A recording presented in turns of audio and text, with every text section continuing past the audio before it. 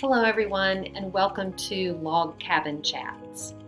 Thought I'd fly you guys to my log cabin in Montana for this discussion of To Kill a Mockingbird. We'll just exchange rain and pollen for snow and a crackling fire. That's not too shabby, is it? Today's discussion is on Atticus, Jem, and Scout's relationship, and on Harper Lee's satire of Hypocrisy, specifically focusing on the missionary circle meeting. So get out your books and your notes and be ready to take some good notes as we discuss these topics today. So we're going to leave the crackling fire for a moment and take a look at our first slide that has our topic. Now, when we talk about Atticus, Jem, and Scout's relationship, the conclusion that we come to is that their relationship is one of mutual respect. We'll take a look at 3 scenes in order to draw this conclusion. The scene where Jem returns to the Radleys for his pants, where Scout fights with Francis, and where Atticus takes the Tom Robinson court case. So first let's take a look at Jem. So why does Jem risk getting his head shot off and go back for his pants? So Atticus told the children to leave that man alone, that man being Boo Radley. Up until now, Jem does not obey. So if you remember, he touches the house on a dare. He continues to play the Boo Radley game, even though Atticus catches the kids in the act. He puts the note on the fishing pole and gets caught red-handed. And then he sneaks into the Radleys' yard to peep in the window. But if Jem doesn't get the pants, Atticus will know that Jem disobeyed him and did not leave that man alone. So suddenly Jem's conscience wins over his curiosity, and he decides he doesn't want to disappoint Atticus. He says this to Scout. "It's like this, Scout," he muttered. "Atticus ain't ever whipped me since I can remember. I want to keep it that way. We shouldn't have done that tonight, Scout." Now let's take a look at Scout. At the end of chapter 9, she makes Uncle Jack promise he won't tell Atticus the real reason she was fighting Francis. Why is that? If Atticus knows, he will know that Scout failed to hold her head high and keep her fist down, like Atticus had told her to do when she fought Cecil Jacobs. So similar to Jem, she doesn't want to disappoint Atticus. She doesn't want to fail him.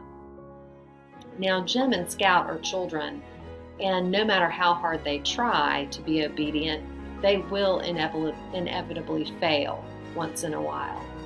But as Atticus points out to Uncle Jack, it's good enough for him to know that his children try. And there certainly is the desire to respect what Atticus has told them to do and not do. So Atticus also does not want to disappoint. He doesn't want to disappoint either his children or himself. So to prevent disappointing himself and his children, Atticus takes the Tom Robinson case. So we find a lot of this information in chapter 9. He says that if he did not take the case, he would be ashamed to walk around town, that he wouldn't be able to represent Macomb in the state legislature, that he couldn't be in authority over Jem and Scout. Now, why does he say these things about if he didn't take the case? He says these things because he wouldn't be doing what he believes is morally right. If he cannot live by his conscience, then he isn't a man of good character, and a man of poor character has no business going around town pretending to be someone he's not, representing the interest of others in a political position, or insisting his children do the right thing when he himself is not doing the right thing. So Atticus respects his children, so he tries to live according to his conscience, with sincerity.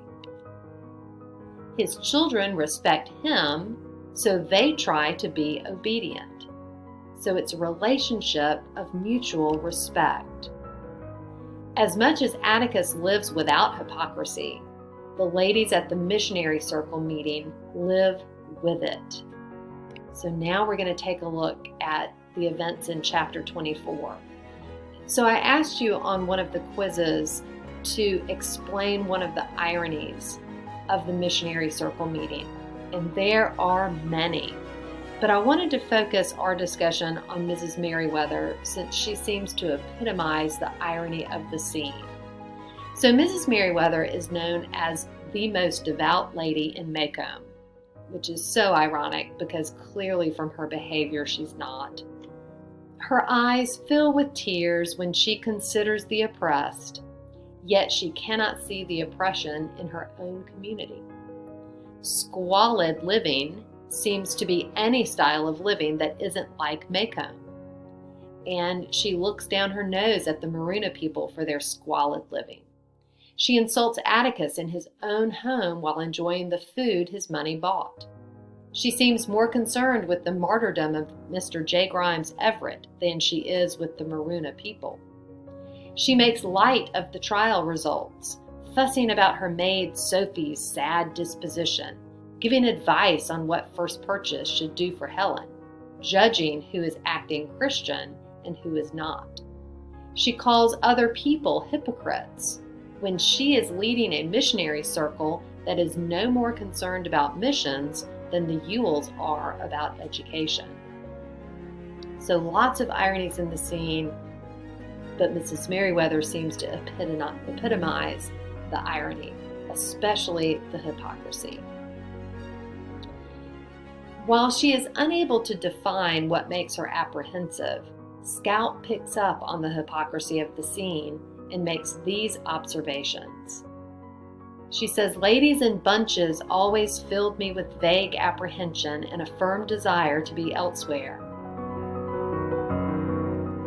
I find that word vague interesting because, Scout is a child narrator, and being a child narrator, even though she's a very observant child, she's still unreliable in some of what she says. And here you see that as a child, she's unable to put her finger on what it is that makes her apprehensive. So she has this vague apprehension. We looked at that word vague when we talked about the people of Maycomb having vague optimism.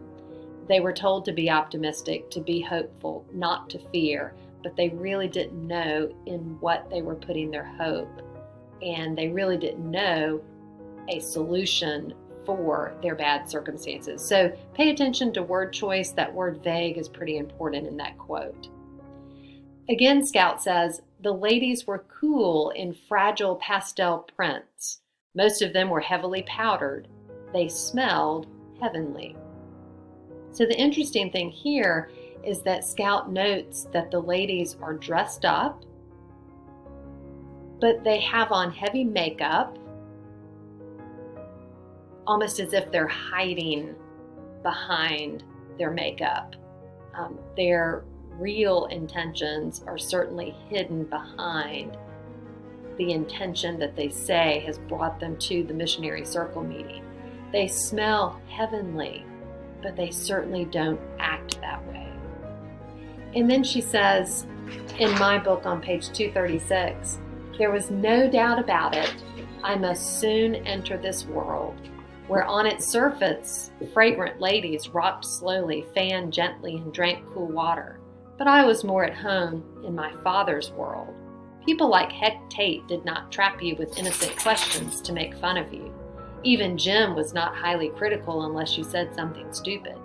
Ladies seemed to live in faint horror of men, seemed unwilling to approve wholeheartedly of them. But I liked them." And she goes on to say, "There was just something about them. They weren't," and she can't quite figure it out. But then the very next word in the book is Mrs. Merriweather saying the word hypocrites. And that's the word that Scout lacks the vocabulary for. That's the word she's trying to come up with. That's why ladies fill her with apprehension. That's why she likes men better, because she sees that there's this surface of beauty, but underneath that surface is this cruelty, this meanness, this reality of gossip and superiority. So I want to talk just for a second about compassion, because supposedly it's compassion that brings the missionary circle together as a meeting. So in the missionary circle scene, the ladies' compassion is motivated by superiority. They feel sorry for others because they feel better than others. So I think the novel brings up the question, what should motivate compassion? Well, seeing yourself rightly as a sinner and in the same situation as those you feel sorry for if it were not for the grace of God. That's what should motivate compassion. So seeing yourself as a sinner in the same situation as those you feel sorry for, if it weren't for the grace of God, that's the situation you would be in. So when you see yourself rightly, you have a heart attitude of humility. So in short, humility should be the thing that motivates compassion.